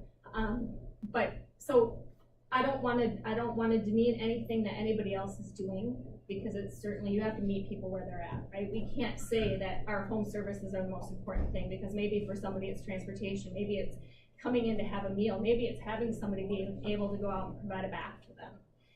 So we can't, it's really hard to say what's most impactful for each individual. Maybe it's just being a part of an organization as a board member. You know, that meets them where they're at. So having this organization in this county at the level that it's at, especially, again, I go back to being a rural community in West Michigan, I think really speaks a lot of the county of Oceana, you know, and that's really who we're here for. But we have to remember that it's impacting people in different ways every single day, and it's not up to us to decide if we need to cut one program or go to another, but we're here to support every program that might be existing already, because that's what we're here to do. That's what I feel the best use of those dollars would be, is to just bring that community together, have those programs that can help keep them independent and help keep them in Oceana County. Help people who have come here to retire be able to stay in Oceana County, because 20 years down the road, when they realize they need, you know, may need services, if it wasn't for agencies like ours, they wouldn't be able to stay. But you don't want to go back to where you came from, because that's no longer your hometown. So, you know, we think all of those things. Great, thank you, Mr. Morrison. So I can attest, being on the Senior Resources Board in Muskegon, that funding for seniors is on the decline as far as from public, from federal and state. Senior Resources, don't quote me on this, but I think we were 1.4 million in the deficit this past year, right? Yes. And so I feel that for our own local agency as well. I respect Mr. Walker, what you're suggesting of the grants, and I think I see where you're going with that. I do think for now, maybe in good faith, if we just have an agreement on record here, public meeting, that you will, continue and maybe do more seeking of cooperative relationships and building those relationships with the organizations that help seniors right now, and then maybe even involve us, like I said, if need be, to bridge, to create that bridge. I think that's the simplest way to do this for right now, personally, and just do the restore and renew of the ballot. And I think also too, that we make a commitment that, if we're looking at 4 or 5 entities for funds out of the ARPA funds, I think maybe we start that way. Yeah. Because I don't know, does the ladder need $2,000, does the ladder need $5,000? I mean, there might be, something that we could work out to ask. Yeah, in an application process, Sure. They've got their own board, they're independent, they can police themselves. That way in my opinion, we could ensure that the Council on Aging continues on, that there's no interruption there, and it goes back to restore and restoration millage versus a new village, which just scares me a little bit. And move forward from there. Renewal and restoration with a contract. Right, and how do you guys feel between, I mean, 6 and 8 years? I'm kind of okay with 8. You know, I don't know what the burden is when you're, again, strategic planning for a 6-year term is. I have a document here of other councils on aging, well, not council on aging, but senior millages, and it's all over the board. Yeah. As far as there's 4 years, it goes up, there's one that's 12 years, where I lost it. Would it compromise be 8 then, or what, how do you feel? Okay. What if they need more money in 6 years and we want to increase that millage? Can't. That's it. One mil. Paul, But we don't know what laws will be. Paul, unless there is a change in the statutes, Mhm. that cannot be done. Because there is a 1 mil cap in the state of Michigan for counties to collect. So it'd take a statutory change for that, correct? But we see laws change all the time, and in 5 years from now, 8 years from now, I just Well, throw it could that be an out there. additional village, it would be a. Well, I know you are. I know I know you're not happy with the way the law is written right now, so. And if it's as bad as Phil just said in Muskegon County, and if they're not solvent, and if we're the only one that is solvent. Commissioner, if I may, my name is Chris Kelly, I'm from Age Well Services, and we're the meals provider for Meals on Wheels in Oceana, Muskegon, and Ottawa County. And we actually share the same space as Senior Resources, our area agency on aging. So we actually have very strong relationships with them that start from a building and 50 years of legacy. You are absolutely right. There is not enough federal resources that are coming through to be able to keep up with the demand of services. Right now, Meals on Wheels has a wait list of 650 individuals. That is 650 individuals, and it started a year ago. And we maintain that wait list, and we do everything we can to make sure that we can serve individuals that have the highest need and priority to be able to start them right away. And we do that with donations, thank goodness, because those resources cannot keep up. And so honestly, it's a paradox of how many people do you tell about Meals on Wheels? I'm sorry, I'm hovering right over you. How can I advertise Meals on Wheels in Oceana County when there is no additional funding? I can't take on more people, right? So you all are asking such great critical questions today, because this is really about access to services for seniors and how we deliver them, right? Age Well Services has had meal sites at Pentwater Friendship Center. We were their meal service provider. They were our longest standing meal site in Oceana County for many years before we had to close it due to lack of attendance. We tried for 2 or 3 years to increase attendance at that location with the help of Juanita Pearman, who many of you probably know, and her Forced to Be Reckoned. And we tried everything with Seniors Inc. to do the best that we could to serve the individuals of Pentwater. But we know that sometimes those sleepier towns, which are tourism, it ebbs and flows, right? So we knew that it was a higher percentage of individuals who attended in the summer when they were home and hanging out.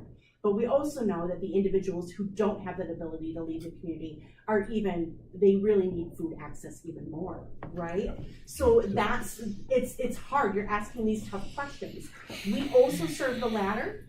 They were a meal site when they first got up and running with their senior center, and we're really proud of the success that they have experienced. They did a great job getting things up and running, and we couldn't be happier to have helped them along that way. They got to the point where they felt that they were self-sufficient enough and they wanted to go in a different direction for their food service, and that's what they did.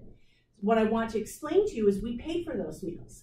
Older Americans Act funding that we received paid for those meals in Pentwater, and they paid for the home delivered meals, and they paid for those meals at the Ladder. When the Ladder went a different direction, they lost that funding to help subsidize food costs. So there are definite opportunities. In Muskegon County, we have a senior village, and it operates completely different than yours. And what I would say to you is the tricky part of it is that municipalities especially really felt like they were unprepared to provide programming for seniors in a way that required all of the grant reporting and auditing that has to be done when you receive federal and state and local dollars. we are absolutely responsible, all of us, right, for being able to report back on those numbers because everyone has a vested stake in what we're doing. But Muskegon County, in the way that they do it, they grant that funding out to over 30 different area providers in Muskegon County. The county is the fiduciary, they are the administrator. And the reason why they're the administrator, Senior Resources is because they are an expert in senior services, and that is what they do. However, it is very tricky as a grantee because I already have so much reporting that has to be done on all of this that I can't imagine the additional hoops that have to be jumped through in order to maintain a smaller site. In Muskegon, there are many different sites that we operate, and they all look completely different because we want to be invited into the community. If the community identifies that food access is an issue, we can come to the table and we can certainly talk about that. But we also it's a handshake community in this community, right? And we want to make sure that if we're coming at it from a different perspective. For OCCOA, we provide subsidy to help them offset the costs of the meals. So when you look at a senior center or any COA, what you see is this patchwork quilt of funding, right? But that patchwork all requires reporting, measurements, auditing, financials. So I just encourage you to maybe look at how that can be a pro and a con. Giving out many grant dollars through ARPA. The city of Muskegon has done that. So if that is something that you would be interested in learning more about their process and how they determine that, that was really helpful too. But I just wanted to kind of explain kind of where our meal program comes from, how we intersect with all of you because we're your service provider as well. But we do all of that in connection with OCCOA so that we can reduce costs. We can, as you all know, inflation's crazy right now. You're in the grocery store, you pay the prices and you know. So a food program is not inexpensive to run, for sure, especially not without help. So I just wanted to offer that information. Mr. Hardy. Yes. We've gathered a lot of information today, and it appears as though, just listening to my fellow board members, that the only real thing that we have left to talk about and we can make a decision on is how long the millage is going to be. And I just did a quick, I'm sorry, Mr. Hardy. Sorry.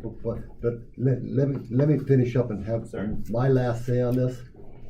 Monday night, I sit on the West Michigan Community Mental Health Board for 3 counties. Monday night, we had a lobbyist in talking about everything the community mental health needs and all the changes and statutes they need and all of the things that need to be changed there. Tomorrow, Paul and I sit on the District 10 Health Board, which is 10 counties in Michigan, and we have lobbyists there all the time telling us everything that needs to be changed for the health departments and everything needs to be done. And I came here locally today, and I'm hearing a local group talk about the changes that they need at the local level and everything. My ears are wide open, but just let me say, it's not a unique situation for any of us. Everybody has their own passion and everybody has their own, level and tier and organization they're in. The only thing difficult is when we went down to 5-member board is some of us have to sit on multitudes of those boards, and what you say at this board, you're gonna get yelled at this board from, and when you go back and forth.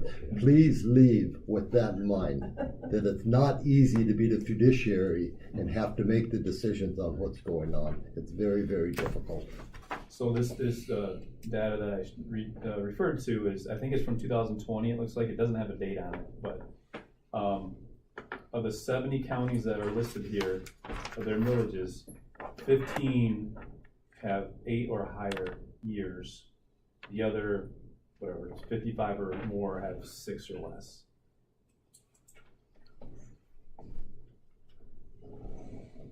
This is in the state of Michigan. Anybody have any thoughts on that term? I like 8 years. Add restoration to the title, as the lawyer recommended. I don't think that changes I anything. think that might be a requirement, because again, adding that header back is what the restoration cost came from, so. I'm okay with 8. I guess strategic planning, again, I'll say it again, is that 6 years is an awful short-term plan. But I think I still comfortable with it, so. Well, And this again is assuming that the vote passes on it. Mr. Hardy, Yes. whoever reads the resolution for us can state his thoughts on what the year should be. Okay. And we can have a discussion on it and make a decision what the year is going to be. All right. Okay. Anyone else? All right, moving on. Mr. Maloney. In a little bit, renewal grant for the Code Red emergency. Thank you for your presentation, Alarm Dave. system. It was very educational for me. And I'm always about that. So good morning, everyone. Mr. Chair, members of the board. What you have in front of you is it is a renewal of our Code Red emergency mass notification system that we use. What's different about what's in front of you, have 2 accountability forms, because now we changed it and it's called LEPTA. We have to meet the requirements and the definition. I had to write it down because I forget it. Law enforcement terrorism prevention activities. And now we're required to spend so much of our grant money in that. So we split the grant. So majority of it falls under law enforcement and the other just falls under emergency services, and it qualifies for that. There's no cost to the county as in the years past. This is not a new grant. You guys have done it for many, many years. It is 100% paid for through Homeland Security funds. So if you have any questions on what's in front of you, but I want to point out the fact that there's 2 there. The reason it's the same product, but we had to apply a percentage of it, which does, that percentage makes us compliant with the state and feds for that. So takes care of that problem. Is it a renewal and restoration, or? Nope, just renewal.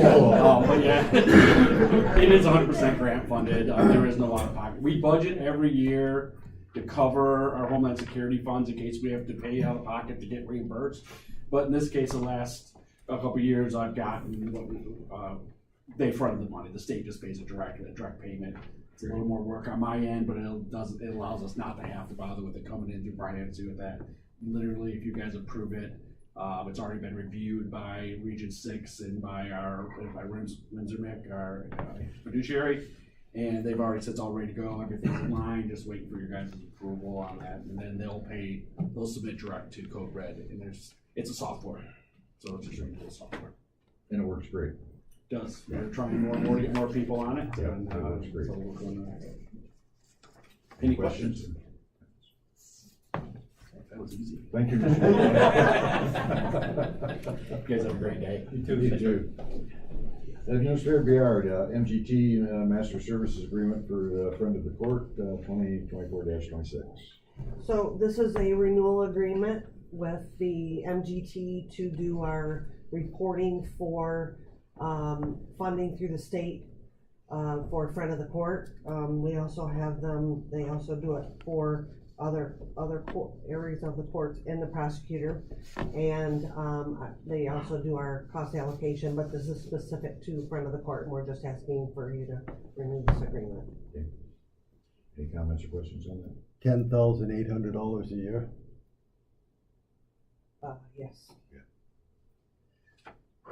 And that's the reporting for all of the funding that we get back from the state of Michigan. All right, back to you, Tracy. Approval of a contract for surveying services for remonumentation. This is a contract, of course, for the surveying services for remonumentation, as requested by our surveyor. Question, Questions or comments? should that have been bid out for that amount of money? I don't Does know, that because come from- that comes directly from them. We Pardon don't me? handle any of that. So that comes from Hepworth. Yes, From Hepworth, yes, correct. but we have a bid policy. But he has a, I think we've already approved. he has a budget approved for that, so I think we already did that with 2 surveyors and Hepworth prior. Well, this was, Alex Altmeyer was selected for remonumentation part, but this has to do with the surveying also. The other one was the peer group Yeah, that we did. The peer groups are 3 surveyors that look to work on the remonumentation and validate it. So where did this?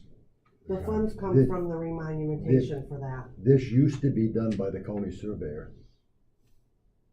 Right, but is he responsible for, is Hepworth responsible for issuing that contract? Because the money's been approved and, you know. And I don't know what the contract language is with him if he sources that out. Elected official, he doesn't have a contract. But he has a budget. Yeah. Yes, that's the So I guess that's remonumentation where I'm grant. not clear on this. with that. I think we can approve it pending a review to see if it was supposed to be bid. Okay, There may not be anybody qualified. You don't know. yeah, I don't know. I don't survey. So. All right, any other, moving on, Commissioner Morris, District Court Magistrate wage increase. Yeah, so Chairman, or Commissioner Walker and I, Erickson, met with, Judge Middlebrook, for an hour or so in his office last week, and, after sitting down with him, and I mean, there's some of it's some confidential conversation that we really don't wanna, talk in public meeting, but just the bottom line is, I feel like the magistrate does, is being, feels like, and it does appear that it's being singled out, the only one then without that dollar raise, and it's deserved, according to what the judge feels as well. She does a good quality job, very, very quality job in her position. So, that's where Mr. Erickson and I came to a consensus, and feel free to chime in, that we would recommend that she also gets the dollar retroactive to the beginning of the year. That was the impetus of the discussion, is that, that she was not included, and Judge Middlebrook did have a very convincing argument as to the value that she serves in his office, and wanted her to be included, just as we did with Mr. Postal. I guess he's gone. But you know the courthouse. If one guy gets a buck, then everybody wants one. Thank you. Any other questions, comments? All right. Administrator Yard, review of selected claims for payments and administrator's report. The claims have been provided for you. Any questions on those? Okay, if not, I've also, provided a report, administrator's report, just to, add to that. I do have another materials management meeting coming up, mid-March with the other counties again, and I'll be reporting on that once that we have that meeting. And then, I have an orientation this afternoon via Zoom for Community Action Agency, and I'll report on that as well. Great, thank you. Any questions? Department heads report. Gary? Morning, this afternoon. Just want to make everybody aware that we have one more week left of the public inspection of the county 5-year plan. So that will expire next week, and on March 7th, we'll be having a public meeting here in this very room during the Planning Commission to basically take more public comments and read comments that have been made electronically. At that point, we'll look at that a little bit further with our Windsor-Dick representative, and if there's need to modify that, we'll do that. But at this point, I think everything so far we've seen looks pretty apropos. So hopefully in March, I'm not sure what the date of your meeting is, it will come to you for approval for the 5-year plan, and we can put that behind us finally. It's a long, it takes 5 years to do a 5-year plan. Holy cow. March 14th. March 14th, okay. Secondly, Oceana County Parks, that was Oceana County Planning Commission, Amy. This is Oceana County Parks. We have the, basically the engineering meeting is set for the Stony Creek project for next Wednesday. It'll be actually at the Conservation District office for about an hour, and then we'll go out to the site. So these are all of the partners, our engineering staff. We have NOAA and all their people. I think we're gonna have about 25 or 28 people. And work is set to begin with the contractors in the middle of April. So we'll be having a ribbon cutting ceremony down at the creek or at the park. And we're gonna be inviting as many people as we possibly can to come out and share the joy of patchworking. I like that word patchworking. Whoever used that one, that's a good one, Chris. Yeah, quilt, yeah. Patchworking all these grants together, $2.3 million of federal and state money to do this project. So that's the short version. Thank you, Gary. Thank you for all that you do. I see you at a lot of meetings. Good morning. I'll try not Sure. to take too long. A quick note. We had a busy weekend. Our jail population, we were up over 50 for just a little bit. Some of those got out, so we're back in the high 40s. We've been pretty steady right there. Things are going pretty well in the jail. Got a couple of new hires that are going through field training in the correction setting, so we're up to full staff there. So that's a good thing in the jail. Road guys have been busy as well. We've got a couple new guys there as well, but they're training right along, getting ready for summer, foreseeing that. We had a big incident out in the Walkerville area involving some federal agencies here a week or so ago. It was pretty successful, trying to intercept some of the illegal substance that comes in and out of our county. So it was a good day. Today we had a chiefs meeting down here in the basement with the chiefs from the county. There was a lot of conversation about extreme risk protection orders and how they're going to be handled with law enforcement throughout the county. So we're trying to get in front of that before there are any that have been given out here in the county, because there haven't as of yet. But we're trying to be aware of that and trying to deal with that, get out front of it. Also, one quick side note. The Sheriff's Department works with the Council on Aging all the time. They contact us, ask us to do well-being checks in all corners of the county. I myself have delivered meals when the weather's been bad enough that they haven't. I know on East Garfield, on West Arthur, getting far out, I've delivered meals when they needed some assistance. And then when they have overages of meals, they often get a hold of us and bring us meals. So we have a really nice working relationship, cooperative relationship with the Council on Aging as well. So I'm really a big fan. Thank you, Sheriff. Go ahead, sir. Could you tell us a little more about that meth bust? I know we had multiple agencies out there and the problem that we've got out east. Well, it's not all east. So, like I said, we have around 50 people in jail. I'd say probably 35, 40 of them are there, either in reference to possession of meth, use of meth, or meth-related crimes. That they committed an assault and battery, they committed a larceny, they did something stupid because they're either on meth or they're trying to fuel a meth problem. Methamphetamine is really a scourge of our country, our community right now, and it's everywhere. This particular incident, that there was a federal agency that involves in a lot of drug enforcement. They'd been following this, working this situation from southern areas of our country and moving on. It tracked into Oceana County. They came forward with some search warrants. We assisted.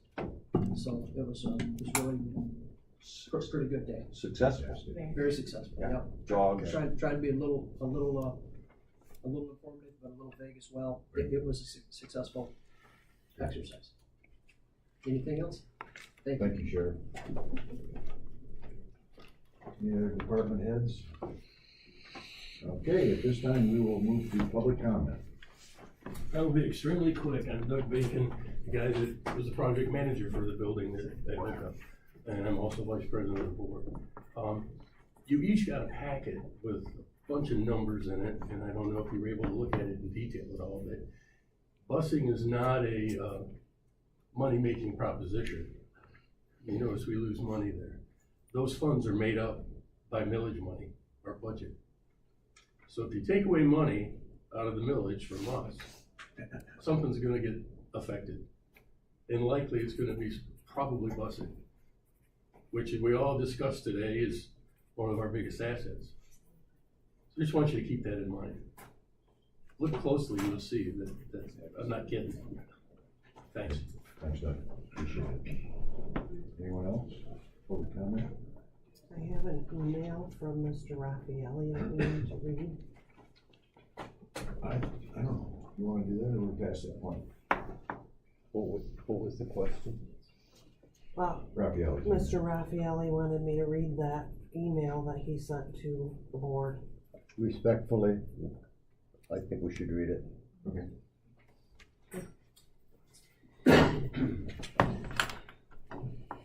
I want to go on record that the Council on Aging in our community is the best in-class organization, and as our population becomes older, the need will be greater.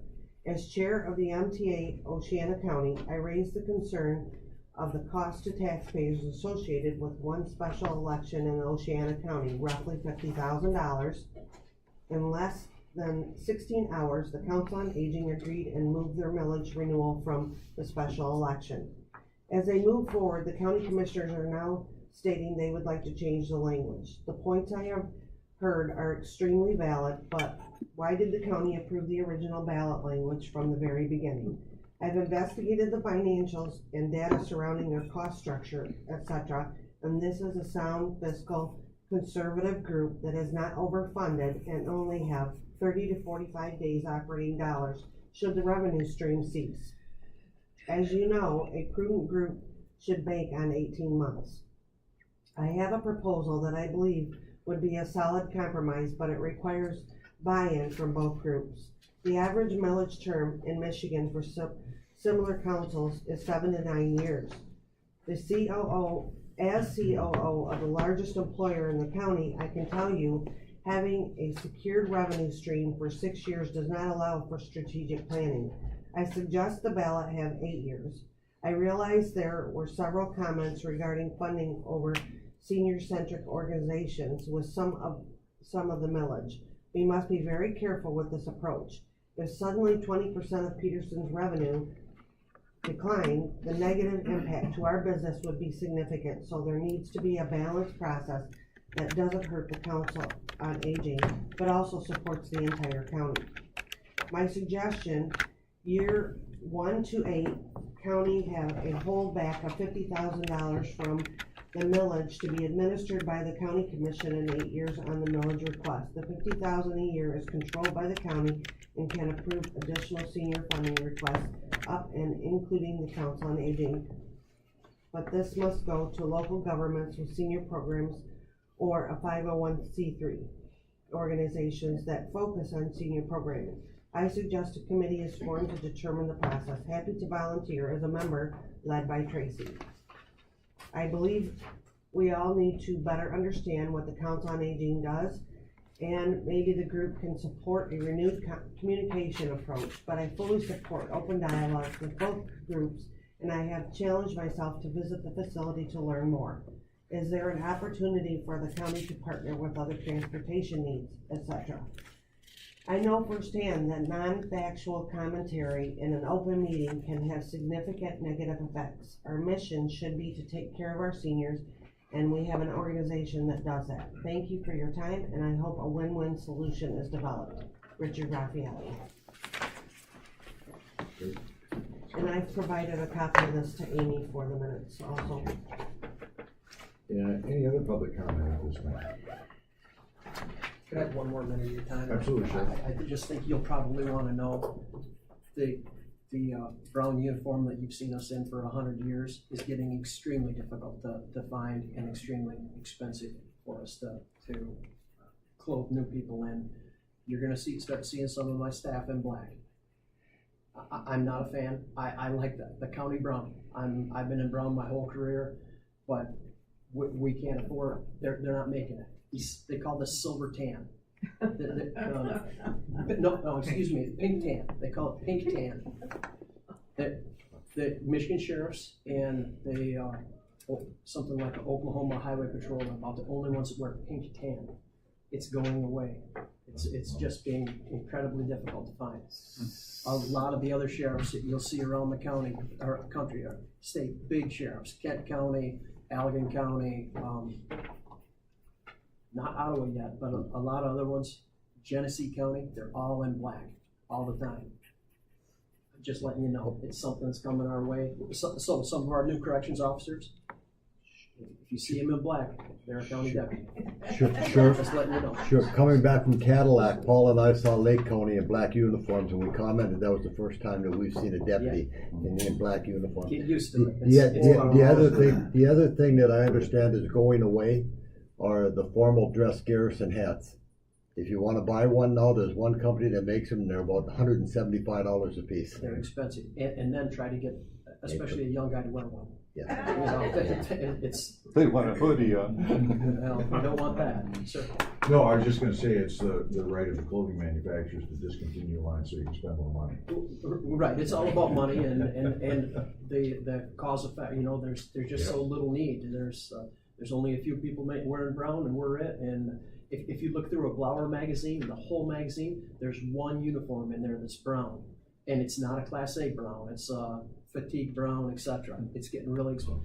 I'm wearing Bob Harper's old pants. You know,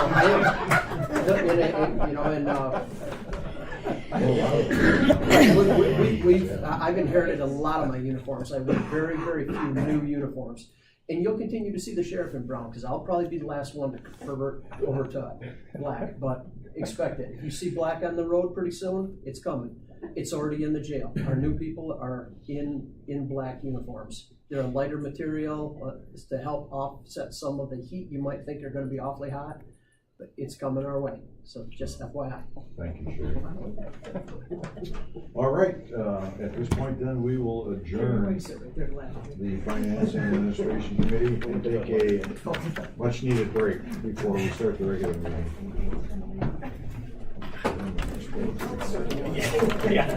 I'm gonna follow you over there.